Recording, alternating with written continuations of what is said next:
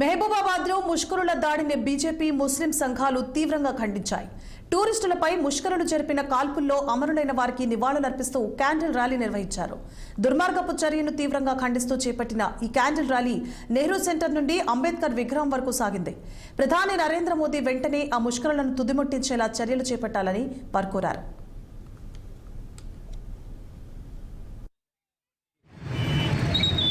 ఉగ్రవాది దాడిలో సుమారు భారతీయులు 27 మంది అమరులైనటువంటి అమరవీరులకు వారి ఆత్మకు శాంతి కలగాలని మహబూబాబాద్ ముస్లిం జేఏసీ ఆధ్వర్యంలో ఈరోజు కోర్టుల మౌన ర్యాలీని నిర్వహించడం జరిగింది.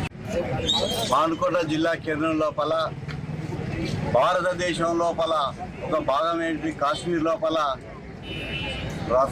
రక్తానికి రుచి మరిగిన కసాయి కుక్కలను ముష్కర మూసలు ఉసిగొల్పి దేశం మీద భారతీయులను హత్య చేసిన విధానాన్ని ఈరోజు ప్రపంచ దేశాలు ఖండిస్తూ ఉన్నాయి.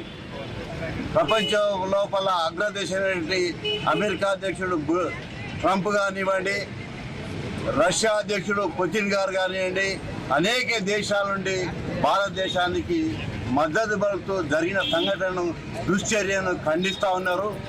ఈ కసాయి కుక్కలకు తిరిగి రక్తంతోనే జవాబు చెప్పడానికి భారతదేశ ప్రజలు ముక్త కంఠంతో ఈరోజు ర్యాలీలు తీయడం జరుగుతూ ఉంది. ఏ ఒక్కరిని కూడా విడిచిపెట్టే